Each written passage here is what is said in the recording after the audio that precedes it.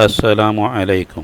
قوموں کے عروج و زوال کی داستانوں میں اگر دیکھا جائے تو دریائے نیل ہو یا پھر دریائے فرات یا پھر انڈس ریور دریائے سندھ، ان تہذیبوں کو دنیا اور اقوام میں بہت بڑی تہذیبوں کے طور پر جانا جاتا ہے، اور اللہ پاک بھی فرماتے ہیں کہ ہم دنوں کو پھیرتے رہتے ہیں، اور یہ اس لیے بھی ہے کہ طاقت کا توازن جو ہے وہ قائم رہے، وگرنہ ایک قوم ہی طاقتور رہے تو کسی دوسرے کو پروان چڑھنے کا موقع ہی میسر نہ ہو، بلکہ صفحہ ہستی سے نشان ہی مٹ جائے۔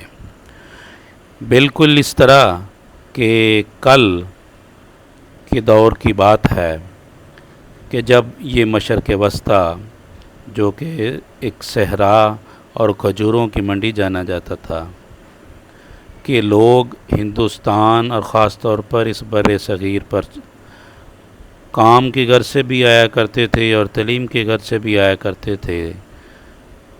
بلیک ڈائمنڈ جس کو کہ تیل کہتے ہیں، اور اس نام سے بلیک ڈائمنڈ کے نام سے جو مشہور ہوئی معدنیات میں سے، تو جب اس کا ادھر پیدائش یا دریافت کا عمل آتا ہے تو یہ اتنی ترقی کرتے ہیں اور اتنا ہی دولت مند ہو جاتے ہیں کہ مقروض قوموں سے نکل کے قرضہ دینے والی قوموں کے ہاں ان کا نام شمار ہوتا ہے، اور آج وہ ترقی کی منزلیں بھرپور انداز میں طے کر رہے ہیں۔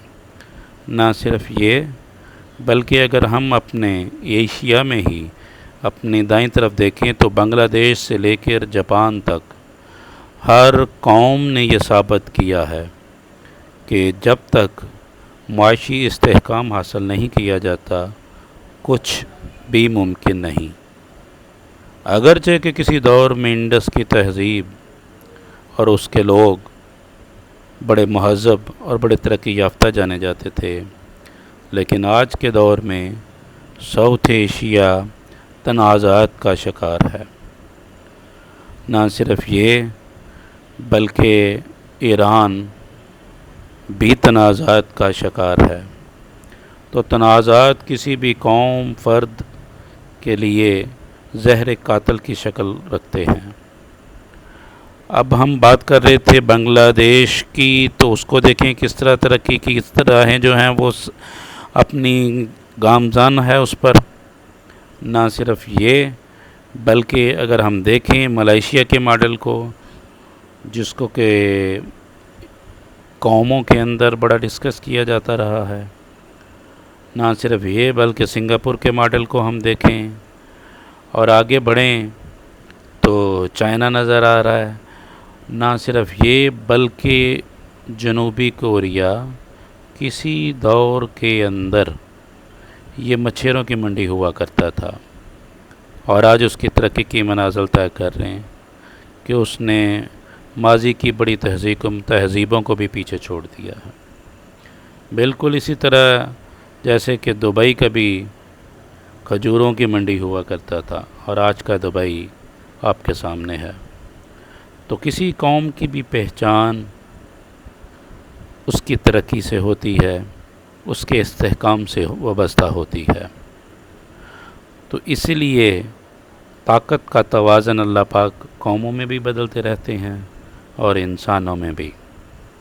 اور اگر ہم تھوڑا سا عمیق گہرائی سے جائزہ لیں تو جاپان تک یہ صورتحال جو ہے نا ایشیا کے اندر ترقی کی ہے۔ تو اس حوالے سے اگر دیکھیں تو اس صدی آنے والی جو ہے اس کو ہم ایشیا کی صدی گردانتے ہیں اور کہہ سکتے ہیں۔ وہ جاپان جو کبھی سیکیورٹی کے پیش نظر امریکہ کے زیر اثر رہا، آج وہ ٹیکنالوجی کے میدان میں سطح تک ترقی کر چکا ہے کہ مغرب بھی اس کے آگے سرنگوں ہے۔ تو اس لیے ہر آنے والے دور اور اس کے تقاضوں کے مطابق قوموں کو چلنا پڑتا ہے، نہ صرف یہ کہ ماضی کے سہارے زندگی گزاری جائے۔ اسی طرح پاکستان کو بھی یہ دیکھنا ہوگا اور پاکستان کے رہنے والوں کو بھی یہ دیکھنا ہوگا کہ ہم لوگ کب تک تنازعات میں الجھے رہیں گے، مثلاً کشمیر کا تنازع، اور اس کے علاوہ اپنے بارڈر کے ساتھ جو ہمارے معاملات ہیں ان تنازعات کو کیسے حل کرنا ہے اور ترقی کا سفر کیسے طے کرنا ہے۔ وگرنہ جتنی بڑی سلطنت برطانیہ کی تھی، آج وہ بھی دیکھ لیں کہاں پہنچ چکی ہے، تو وہ بھی اپنے زوال نہ صرف یہ آخری سانسیں لے رہی ہے۔ تو اسی طرح ہمیں بھی اور ساؤتھ ایشیا کو بھی یہ دیکھنا ہے کہ کس طرح قوموں میں، ملکوں میں آگے بڑھنا ہے اور طاقت کے اس توازن کو اپنی طرف کس طرح موڑنا ہے۔